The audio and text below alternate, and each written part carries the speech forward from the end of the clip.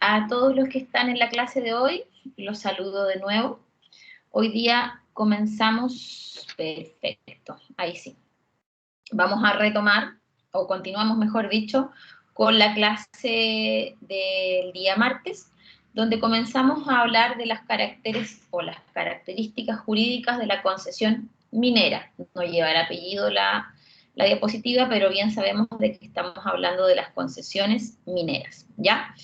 En las clases anteriores, o la clase anterior, hablamos de sus cualidades y destacamos algo que lo leímos al inicio en el artículo segundo del Código de Minería y la Ley de Concesiones Mineras, que entre paréntesis les recuerdo que la tengan a la mano para que vayamos leyendo. Disposiciones que hacen énfasis y describen las características más predominantes y que son las características de la concesión jurídica: derecho real inmueble, el carácter de derecho real inmueble de bienes muebles que por destinación pasan a ser.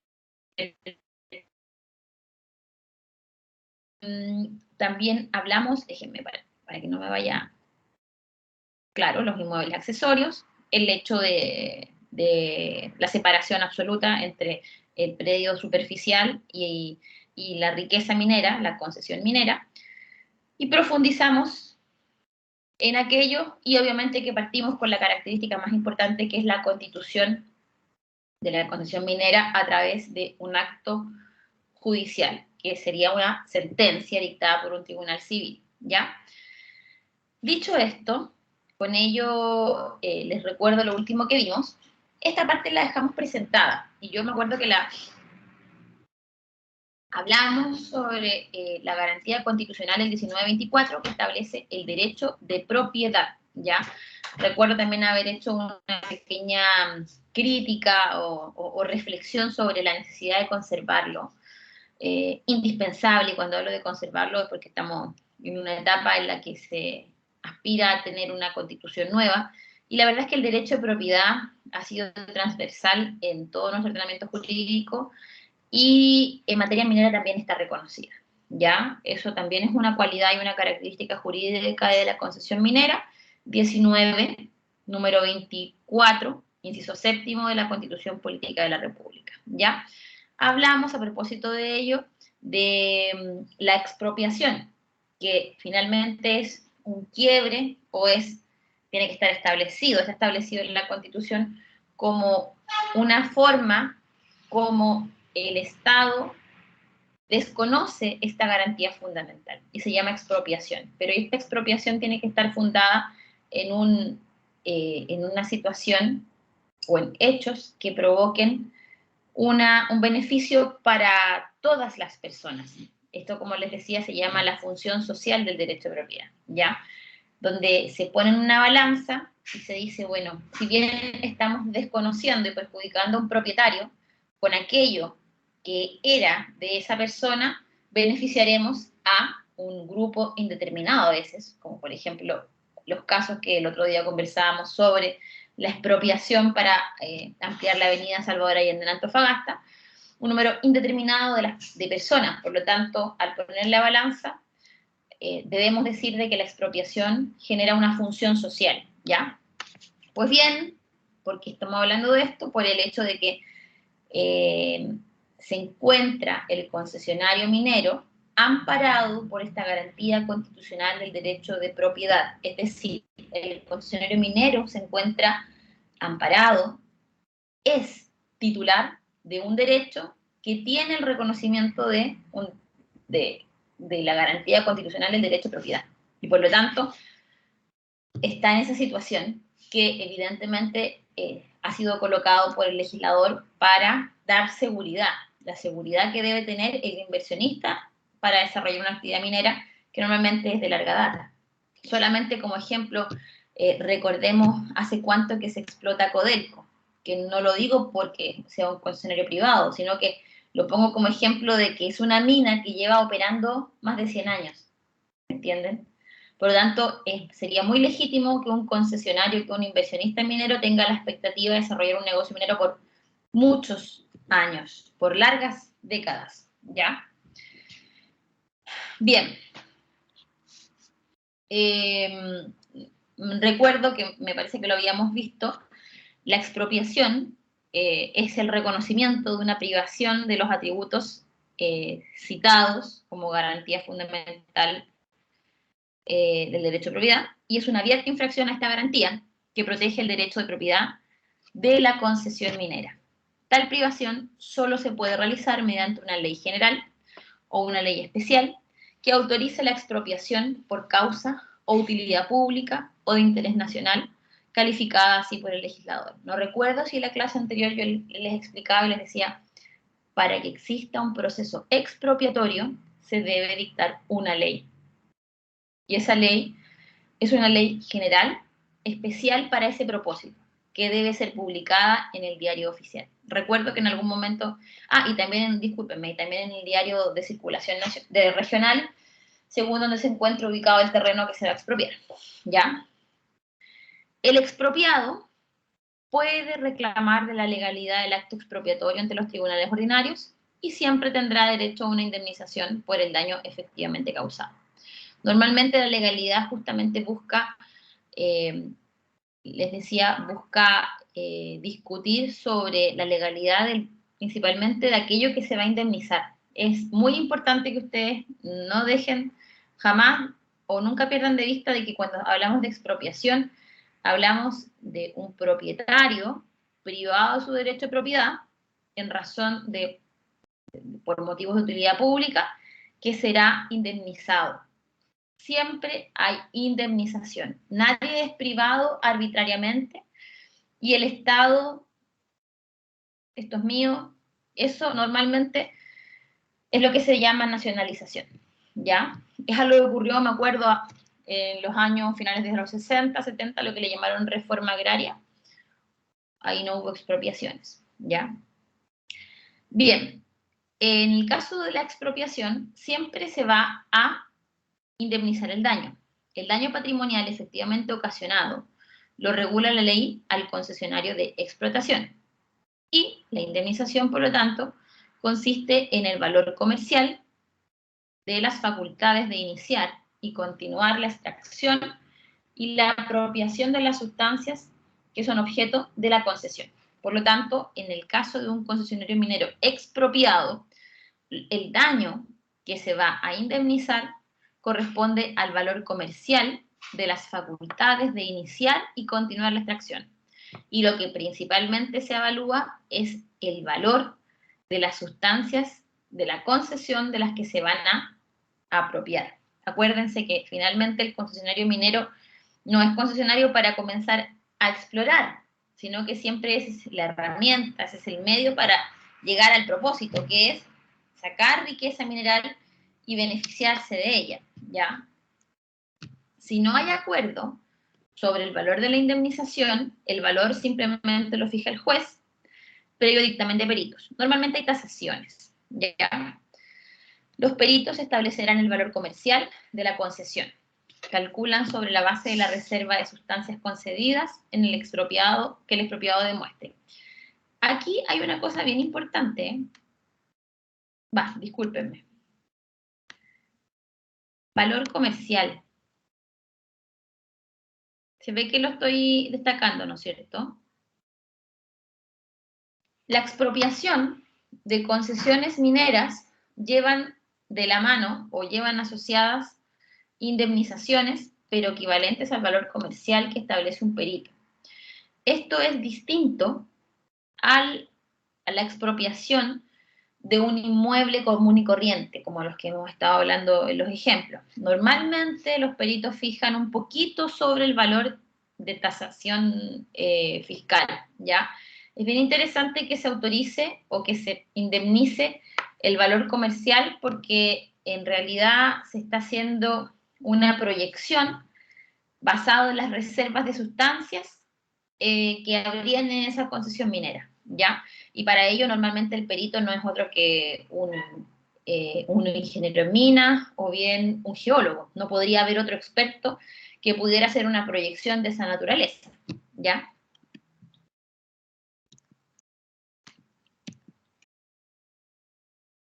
Ahí sí. Una cuarta característica de la concesión minera es el carácter inembargable, ¿ya? Es una cualidad que se arrastra desde la antigüedad y es un privilegio para los mineros, lo que le permite evitar la paralización de la explotación de las minas, lo que traería indefectiblemente la ejecución forzada de una obligación mediante la venta en remate de la concesión minera. Es decir, esto, como bien lo dice la diapositiva, la inembargabilidad de las concesiones mineras es un verdadero privilegio, ¿ya? Vámonos al CPC y sabemos de que los bienes que son inembargables están establecidos expresamente en la ley. No recuerdo, me parece que las remuneraciones, en aquella parte que solamente son embargables aquella parte que supere cierta cuantía. Pues bien, las concesiones mineras son inembargables. Y la razón de la inembargabilidad es justamente lo que plantea la diapositiva. Busca evitar que se detengan las faenas, el trabajo de la mina, porque finalmente eso llevaría a la muerte o al cese de cualquier actividad lucrativa para el que deba. Y por lo tanto, al hacerlo inembargable, lo que se busca es que la actividad minera no se detenga y colaborar con aquel inversionista que, si bien tiene deudas, al menos va a poder seguir trabajando la mina con la expectativa de reunir los dineros que adeude. ¿Ya? Ese es el propósito de la inembargabilidad. El Código de Minería dispone que no se pueden embargar ni enajenar las concesiones mineras del deudor, las cosas que se reputan inmuebles, accesorias, de acuerdo a la característica que vimos antes. ¿Se acuerdan? Aquellos bienes muebles que son muebles por naturaleza, pero que pueden ser inmuebles por destinación, como aquellos equipos que se utilizan permanentemente por el dueño, y tampoco podrán ser embargables o embargadas las provisiones introducidas dentro de sus límites, salvo las siguientes excepciones. Es decir, no son embargables, no es embargable la concesión minera, tampoco es embargable aquellas cosas que se reputan inmuebles por accesorias, tampoco las provisiones que son introducidas dentro de la concesión minera, pero sí son embargables, esto es importante, sí son embargables, por lo tanto, para el caso de los acreedores hipotecarios, pueden embargar la concesión y enajenarla para hacerse pago de sus acreencias. Acreedores hipotecarios. Segundo, la concesión es embargable cuando el deudor es una sociedad anónima. Y tercero, la concesión minera es embargable cuando el deudor puede consentir en el embargo y la enajenación de la concesión siempre que el consentimiento lo entregue en juicio. Yo les pregunto, ¿recuerdan ustedes quiénes son los acreedores hipotecarios?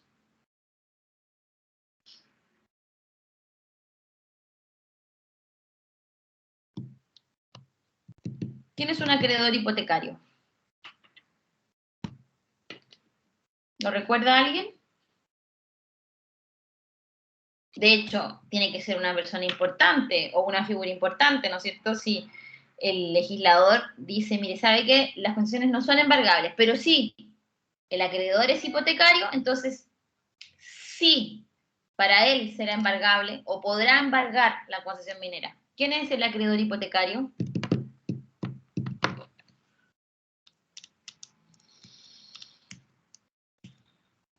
Civil 2, más o menos. Bueno, yo me perdí porque yo estudié hace muchos años y los civiles eran anuales, pero debe ser como un 2, un 3, no sé. Acreedor hipotecario, alumnos.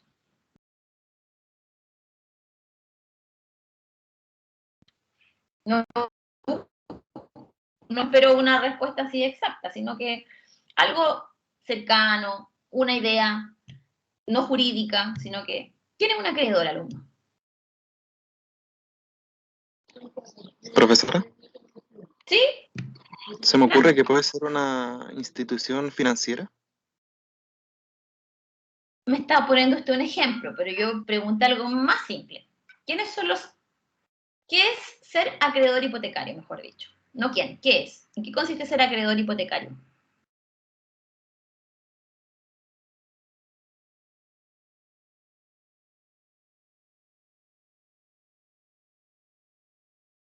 Más fácil.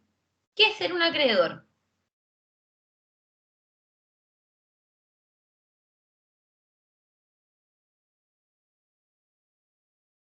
Podría responderme el mismo Franco. ¿Qué significa ser acreedor?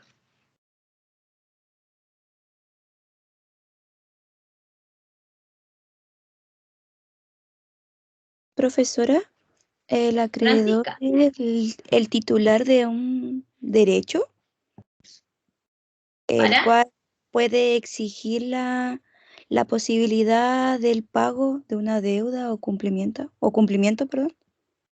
Sí, los acreedores son titulares de la acción de cobro. Ese es un acreedor. Lo opuesto a un acreedor es un deudor. Y esa relación nace con ocasión de una obligación. El acreedor es aquella persona a quien yo le debo, si yo soy deudor, y yo deudor soy la persona que tiene un crédito. Yo tengo un crédito y debo pagarlo. ¿A quién debo pagarlo? Al acreedor. El acreedor es titular de una acción de cobro. Y es hipotecario, tiene ese apellido. Muy bien, Francisca, muchas gracias. Y el acreedor es hipotecario cuando aquella obligación que se mantiene pendiente o de la que es titular, o mejor dicho, sí es titular de la acción de cobro, está garantizada con una hipoteca. ¿Qué es la hipoteca? No soy civilista, pero si mi memoria no me falla, la hipoteca es un gravamen, ¿ya? Y es un gravamen que recae justamente sobre un inmueble, ¿ya? Entonces, los acreedores hipotecarios son aquellos acreedores que tienen garantizado el cumplimiento de la obligación sobre un inmueble, ¿ya?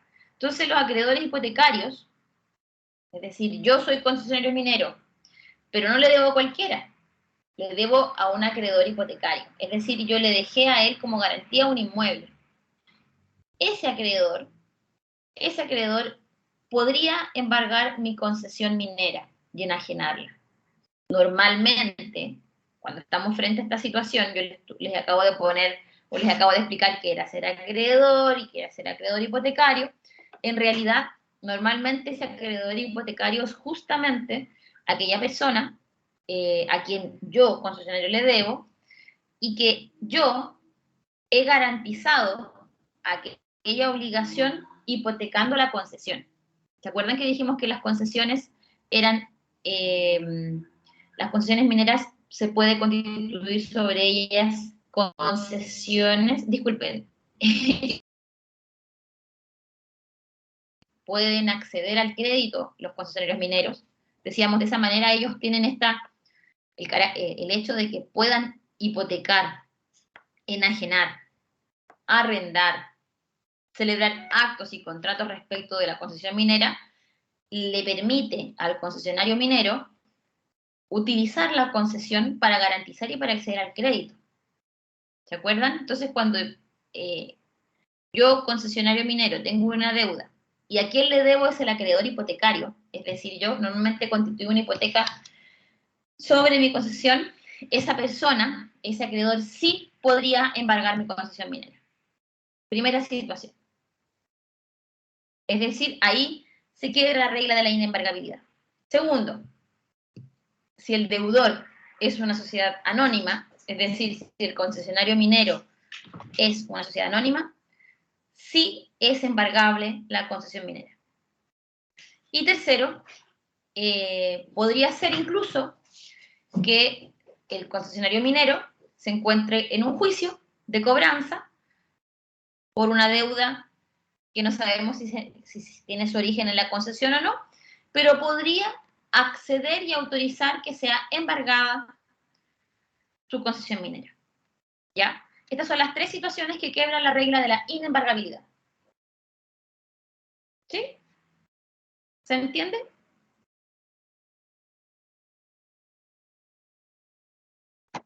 Sí, profe. Perfecto. Si no hay dudas, seguimos, ¿ya? Porque la concesión minera sigue o continúa con otras cualidades que la hacen muy particular, ¿ya? La pertenencia minera tiene una duración indefinida. Así lo establece la Ley Orgánica de Concesiones Mineras. La concesión de exploración tiene una duración de 2 años. ¿Desde cuándo? Desde que se dicta la sentencia judicial que lo otorga. El concesionario puede solicitar por una única vez un nuevo plazo de 2 años y por lo tanto una concesión de exploración puede llegar a durar 4 años, ¿ya? Por lo tanto, nosotros debiéramos ser más precisos y decir que la concesión de exploración tiene una duración definida de 2 años o máximo de 4. Pero la de explotación, que es lo que llamamos pertenencia, tiene una duración indefinida. ¿Por qué? Porque su subsistencia está sujeta a una condición resolutoria. Y esta se expresa en los sistemas de amparo. ¿Cuáles eran los sistemas de amparo? A pago de patentes. Ya lo habíamos visto hace algunas clases. Ya sobre el concesionario minero recae la obligación de pagar una patente o un canon anual. Y ese canon anual es lo que se conoce como el régimen de amparo, es decir, el derecho que tiene el concesionario minero de conservar su concesión. En la medida que la tenga pagada, la va a conservar. ¿Necesita desarrollar actividad minera? No. Necesita mantener pagada su patente, ¿ya? Esta condición, les decía, el carácter indefinido de la pertenencia, es decir, la concesión de explotación, porque la de exploración se llama manifestación, se expresa en los sistemas de amparo y su finalidad es impulsar las actividades mineras al forzar al concesionario a cumplir ciertas obligaciones, so pena de la pérdida de los derechos mineros. Hay 2 sistemas de amparo. Ya nosotros usamos el sistema de pago de patentes, pero es uno de otros sistemas que existen. Hay uno que se llama el amparo por el trabajo, que no tenemos en Chile, ¿ya? Y que la obligación del concesionario para conservar y mantener su concesión es mantener una dotación minera mínima de trabajadores que realizan actividad minera. Esta forma o sistema de amparo se le llama el sistema de Pueble. Y el segundo sistema de amparo es el amparo por la patente, que consiste en la obligación del concesionario minero de pagar periódicamente una cantidad de dinero para conservar el dominio de la concesión. Y ya sabemos que no es cualquier dominio, es un derecho real de dominio, derecho real inmueble, que tiene la cualidad de estar incorporado o garantizado por la garantía fundamental del derecho de propiedad. No debe ser considerado un impuesto, ni tampoco una contribución, sino que es la expresión del ánimo del concesionario minero de conservar su concesión, ¿ya? Si bien no tiene la naturaleza de un impuesto ni de una contribución, tiene el tratamiento de como si lo fuera. ¿Por qué? Porque ¿quién es la entidad recaudadora de los tributos, alumnos, en el país? La Tesorería General de la República. Muy bien, Cristian.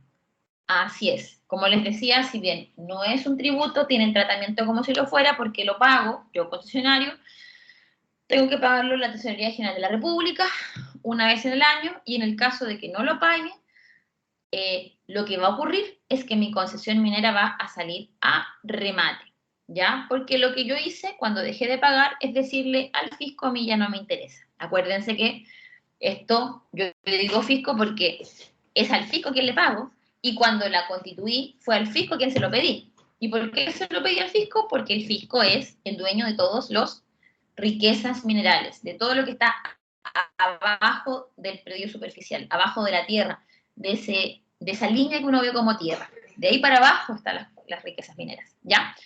Dicho esto, por lo tanto, se dice que la concesión minera, y en particular la pertenencia, concesión de explotación, es indefinida, porque mientras yo pague la patente, voy a conservar el dominio sobre mi concesión minera, ¿ya? Porque nosotros tenemos el régimen de amparo por la patente y no de amparo por el trabajo, ¿ya? Y la concesión de exploración puede llegar a durar un máximo de 4 años. Divisibilidad limitada. Ya. Esto es importante, porque vamos a ver, lo hemos visto me parece ya, por aquí tengo mis apuntes que se me olvidan algunas cosas. Vamos a ver que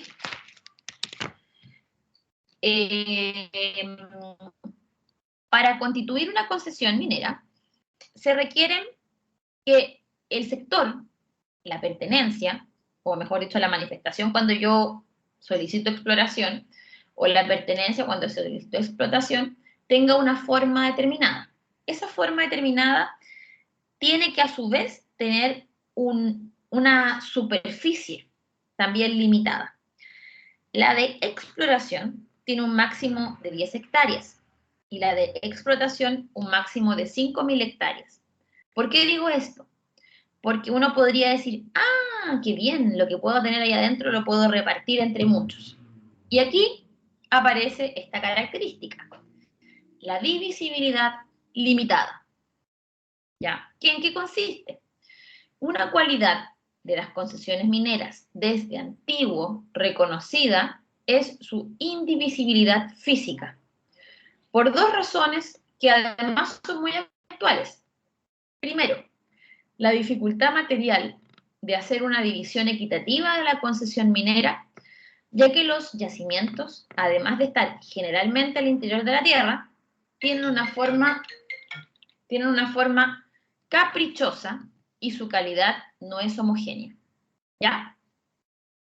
Es decir, la primera razón por la que la divisibilidad, dividir el terreno, está limitado es porque no se podría hacer dentro de una concesión minera una división equitativa. Por lo que les decíamos, tendríamos que tener una absoluta certeza, y ello no ocurre porque esto es una ciencia y no exacta, una absoluta certeza de lo que hay en mineral y de qué manera. Y como eso no puede ocurrir, primera razón por la que no se divide. Y segundo, la división física conspira contra la racional explotación de las minas, las que requieren para su integral aprovechamiento un plan único de trabajo.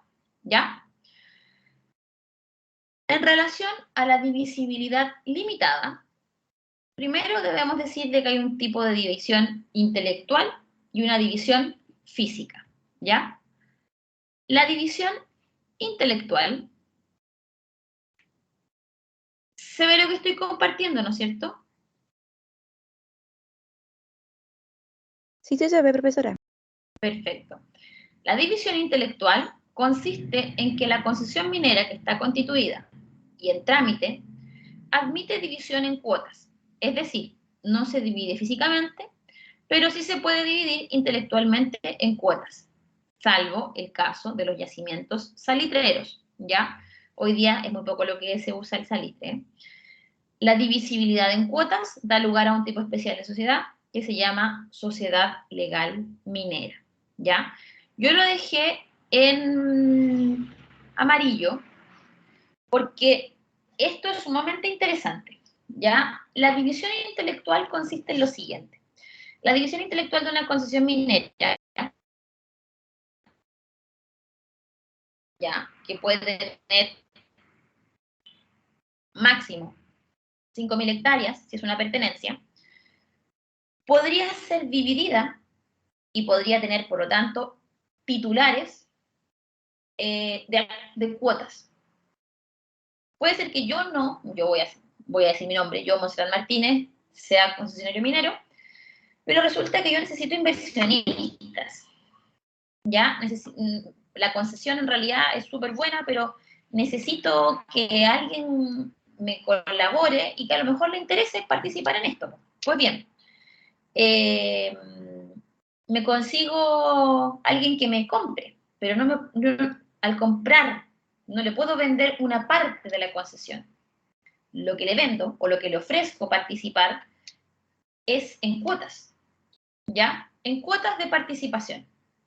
Cada vez que yo vendo y por lo tanto debemos decir de que es divisible, ¿ya? Si es divisible intelectualmente, convierte a una persona en titular de un derecho sobre una concesión minera, ¿ya? Pues bien, cuando hay alguien que tiene, o cuando ya somos dos o más personas teniendo cuotas sobre una concesión minera, por el solo ministerio de la ley se forma una sociedad legal minera. Y lo dejé en amarillo porque es una sociedad. Y ustedes ya tuvieron probablemente comercial sí, porque ustedes están en quinto año, ¿no es cierto? Cuarto. Ah, ya. Pero parece que en el cuarto año de la segunda etapa del cuarto año tienen comercial, o el otro año. Ya ni me acuerdo. Sí, tenemos ramos de comercial. Ya. De hecho, ya vamos en comercial 3. Ya. Ven, discúlpenme, yo me quedé en el pasado, alumnos, porque yo cuando estudié, la carrera era anual. Entonces, para mí, el comercial sigue siendo 1 y sigue siendo 2. ¿Ya? Entonces, cuando uno estudia comercial, resulta que nunca, seguramente, si ya van en el 3, tuvieron 2 antes, y alguna vez habían oído hablar de la sociedad legal minera.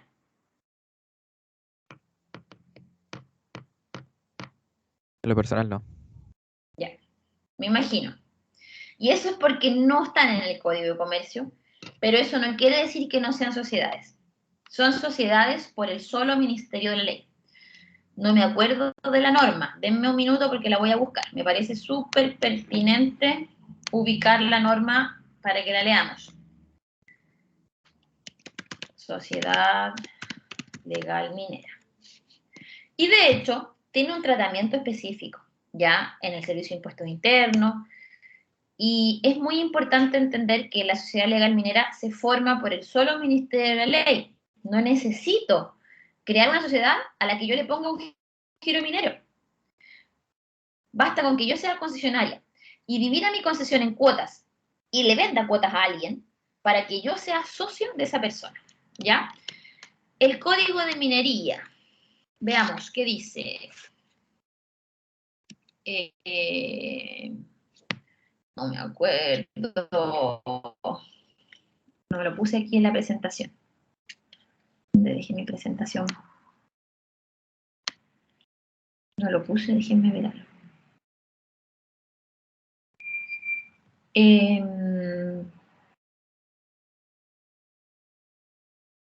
Yo diría que está como en el 10, pero déjenme buscar un ratito.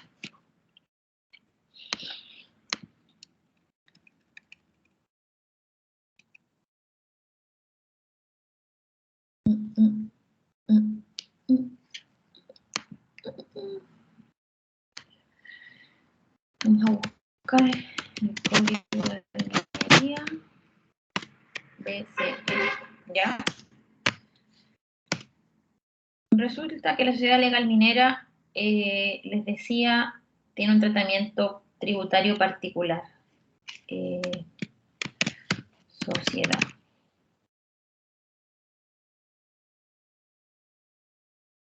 Ya. 22. Veamos.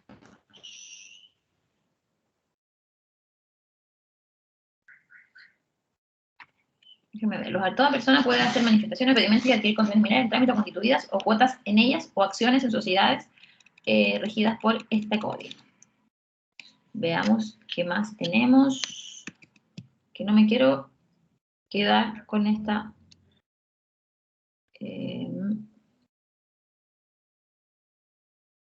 102.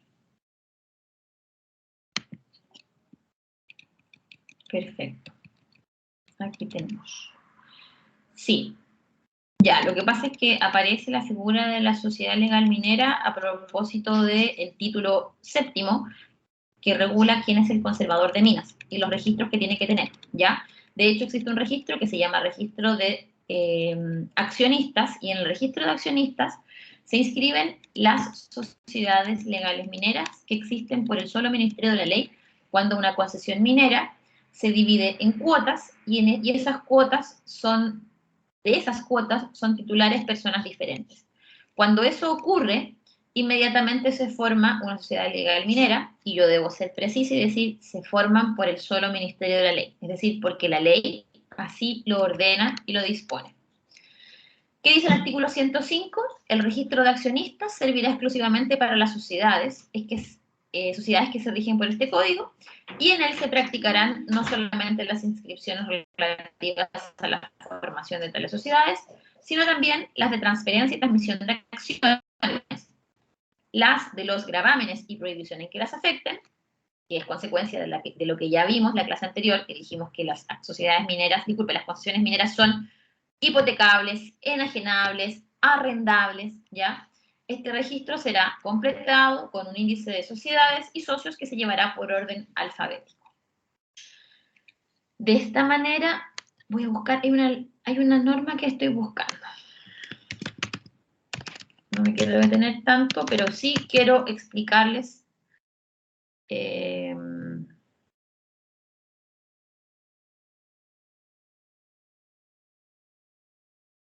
un montón de efectos por el solo Ministerio de la Ley. Aquí, 173. Aquí está. Artículo 173, para que lo anoten. En el 173 está la razón o la norma que crea las sociedades legales mineras. Por el hecho de que se inscriba un pedimento o manifestación formulado en común por dos o más personas, o por el hecho de que a cualquier otro título se inscriba cuota de una concesión minera que está inscrita a nombre de una sola persona, nace una sociedad minera que por el solo Ministerio de la Ley forma una persona jurídica. Esta sociedad tomará el nombre de la concesión, es decir, si la concesión se llamaba Juanita del 1 al 8, Juanita del 1 al 8, ¿ya? Esta sociedad tomará el nombre de la concesión minera con mención del asiento minero en que se halle ubicada, ¿ya? El artículo 173, es la disposición que establece el Código de Minería el nacimiento y el origen de las sociedades legales mineras, ¿ya? Que son sociedades, donde se inscriben en el conservador de minas, en el registro de accionistas. Es decir, ¿cómo sé yo quién es una persona o un socio de una sociedad legal minera? Pues bien, voy al registro de accionistas del conservador de minas, ¿ya? Eso es producto de que las concesiones mineras son divisibles intelectualmente. ¿Ok? ¿Alguna duda, alumnos? Profesora, Dígame. ¿por qué se dice salvo el caso de los yacimientos salitreros?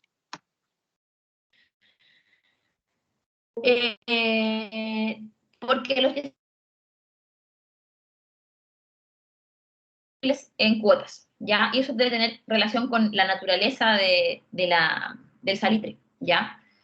Pero hoy día el salitre en realidad, no sé si tenemos ya, deben haber concesiones, pero que si lo explotan no lo sé, porque no tiene mucho valor y ya sabemos de que existe salitre artificial, entonces no resulta nada conveniente, ¿ya? Pero me parece que en algún momento lo leí y tiene que ver con la naturaleza del salitre, ¿ya? Que no tiene la misma, ¿cómo decirlo?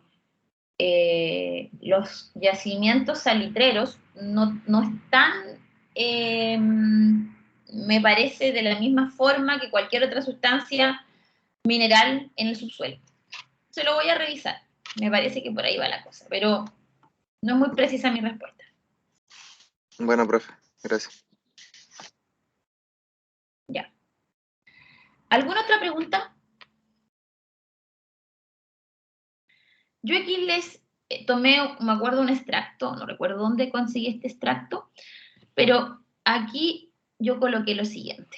Las concesiones mineras se constituyen por resolución judicial, esto es el artículo 2, sin la intervención decisoria de ningún otro organismo o persona, no obstante el usuario o interesado minero acude a este Servicio Nacional, Cernagiomim, para requerir algún tipo de apoyo, sea este sobre la Constitución misma o para conocer de cualquier concesión minera, tanto en su aspecto jurídico como de amparo, sabiendo que este organismo es el asesor técnico de los jueces en el cual se apoyan para dictar sentencias constitutivas de las concesiones mineras. Eso es el rol del Serna-Geomin, ¿ya? Desde el inicio de su vida republicana, el país adoptó las leyes españolas para el desarrollo de nuestra minería, mientras se dictara una legislación propia para Chile.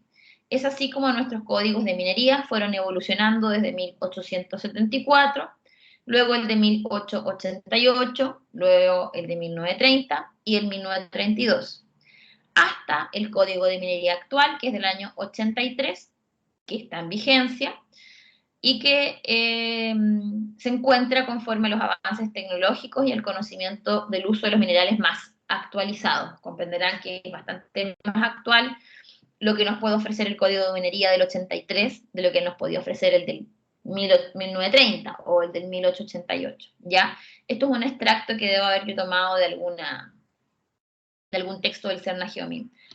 A propósito, y entre paréntesis, yo la clase pasada les había dicho que les iba a dejar un texto, yo lo dejé ahora, ya antes de la clase quedó.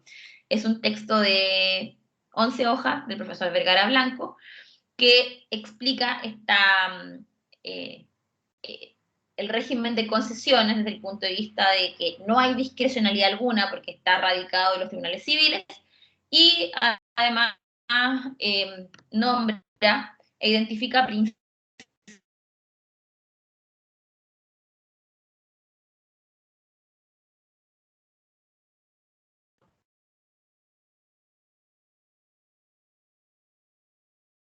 hablamos de las concesiones mineras.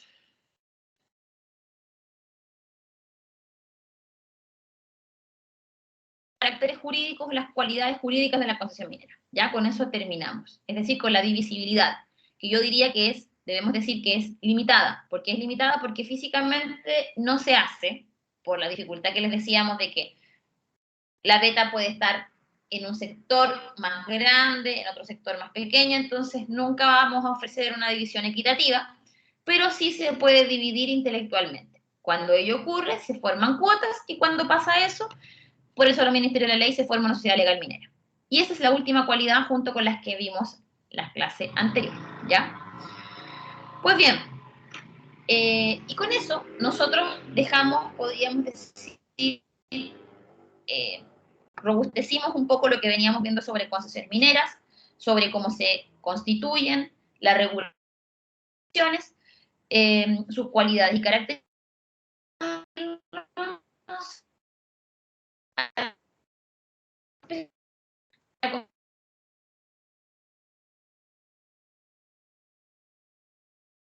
Concesiones mineras. De cómo aquella persona que le interesa o que conoce y tiene un pedacito de una mina chica o lo que estime, podríamos hablar, acuérdense que hemos dicho que los mineros hay desde pequeños, piquineros, hasta grandes mineros y todos sometidos al mismo régimen, ¿ya? Partiendo por el pedimento, que es la solicitud de concesión de exploración, y la manifestación, que es la solicitud de concesión de explotación, ¿ya? Lo vamos a dejar presentado para ya continuar la siguiente clase, ¿ya? Como les decía, pedimento. Pedimento es el nombre que recibe la solicitud de concesión de exploración. Este es un escrito, y este escrito lo puede presentar una persona natural o una persona jurídica, mediante el cual se solicita un determinado sector geográfico con el objetivo de explorar sustancias minerales concesibles, ¿ya? Este escrito se presenta en el juzgado civil con jurisdicción en la comuna donde se ubica el pedimento. ¿Cómo determinamos la ubicación? Se fija o se identifica algo que se llama el punto medio, que es el punto medio señalado en el pedimento o el punto de interés indicado en la manifestación, según sea lo que yo estoy solicitando, exploración o explotación. La tramitación ante el juez competente, la tramitación ante un juez incompetente adolece de nulidad desde la presentación del pedimento y de la manifestación. Es decir, de ahí para adelante, si yo presento mi pedimento o manifestación ante un juez incompetente, adolece en un líder. Y acuérdense que la competencia está dada por la jurisdicción y la jurisdicción está dada por la ubicación de la zona geográfica que yo estoy pidiendo como concesión minera. ¿Cómo lo determino? Punto medio, ¿ya? Lo vamos a ver más adelante, pero en general, o la regla elemental es que la jurisdicción está dada por la ubicación, ¿ya? Y por lo tanto, en Antofagasta, la región de Antofagasta, podemos estar tramitando concesiones mineras en muchos lugares, en Taltal, en María Elena, acuérdense que hay un tribunal de competencia común, en Tocopilla, en Calama, todos esos lugares, ¿ya? Si es que el error en el pedimento de la manifestación, en el juez competente, disculpen, si es que el error en el juez competente en que ha incurrido el interesado tiene una causa justificada, se entenderá válida la concesión minera por él constituida. El artículo 38 de la Ley Orgánica de Concesiones Mineras establece que el error en el momento de presentar la manifestación o la pertenencia debe haberse provocado en razón en razón de omisiones y que tiene que ver en realidad con errores en el punto medio indicado en el pedimento o en el punto de interés señalado en la manifestación. Los respectivos territorios jurisdiccionales no están claros y debidamente deslindados por líneas naturales o líneas ostensibles. Esa situación puede ocurrir normalmente cuando la concesión o el territorio de mi interés está en un sector limítrofe.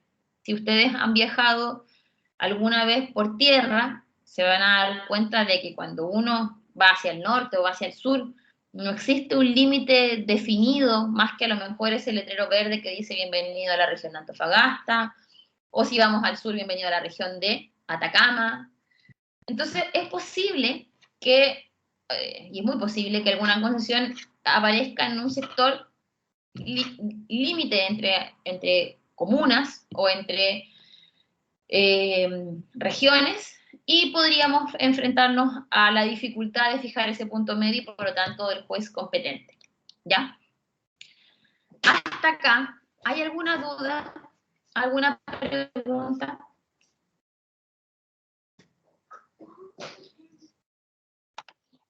Profesora, disculpe, en la parte ahí Bien. donde dice artículo 38 de la Ley Orgánica de Concesiones, ¿el error Sí. debe haberse provocado en razón de qué? Busquemos lo mejor. Busquemos al tiro evidentemente que yo ahí me equivoqué. Ley de concesiones mineras.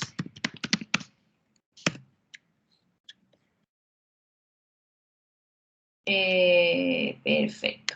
¿Alguien lo tiene abierto o no? Ya, 38.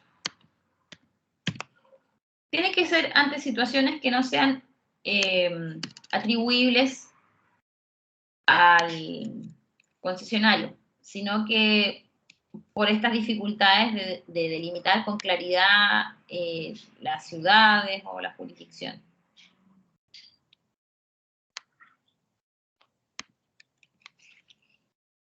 12.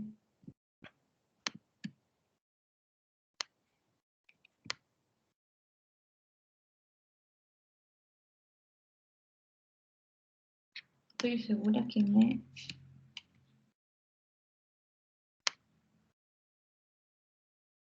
tiene que ser... Profesora, me parece que es del Código de Minería. Sí, es del Código de Minería, eso les iba a decir.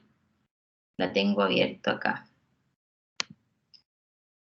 Probemos. Tiene que ser, de hecho, tiene que ser del Código de Minería por el numeral 38. Igual ese lo tengo abierto, si es que Ahí gustaría está. que lo leyese. Léalo, por favor. Ya. Artículo 38 del Código de Minería. El error en que se incurra al presentar pedimento o manifestación ante un juez que es incompetente en razón del territorio no afectará su validez, siempre que en el punto medio indicado en el pedimento o en el punto de interés señalado en la manifestación, los respectivos territorios jurisdiccionales no estén claros y debidamente deslindados por líneas naturales u ostensibles. U ostensibles. Así es. Por lo tanto, esta disposición, primero, hacer hincapié en el error que yo tengo en la presentación, es 38 del Código de Minería, a propósito de la competencia del juez civil que va a conocer de la concesión. Pues bien, dijimos que el juez, si es incompetente, o mejor, si es incompetente en razón del territorio, adolece de nulidades de su tratamiento. Pero, agrega el 38, que si el motivo de la incompetencia es en razón del territorio, porque este no es suficientemente claro, por las razones que dice la disposición, entonces sí podría, no va a adolecer de nulidad, ¿ya? Y podrían ser las actuaciones, o las actuaciones son válidas. Y eso es lo que dispone el 38, me parece que yo aquí no puedo, en este formato, no lo puedo cambiar, pero voy a cambiarlo enseguida, porque lo tengo abierto acá, ¿ya? Así que yo me corrijo, y es 38 del Código de Minería, ¿ya? Aquí lo tengo. Yo mando este, así que no se preocupen, este que estoy cambiando ahora. ¿Alguna consulta, alumnos? ¿Alguna duda?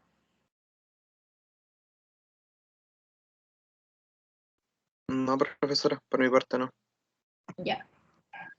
Si no hay dudas, les voy a vamos a dejar la clase hasta acá, y les voy a buscar, yo tengo por aquí una guía sobre concesiones, que si no la entrego más tarde, la voy a entregar mañana, pero siempre las voy a dejar, ¿ya? Hoy día, como les dije, ya les dejé disponible esta guía que les hablaba en la clase anterior, de Vergara Blanco, y les voy a dejar una sobre ya constitución de concesiones mineras, porque aquí ya hablamos de una regulación, o de el tema de cómo lo hacemos, en la práctica, cómo ocurre, ¿ya? Y nos vemos la próxima clase, que es la próxima semana, ¿ya? Ok, Les profesora. deseo mucho éxito en sus evaluaciones, que ya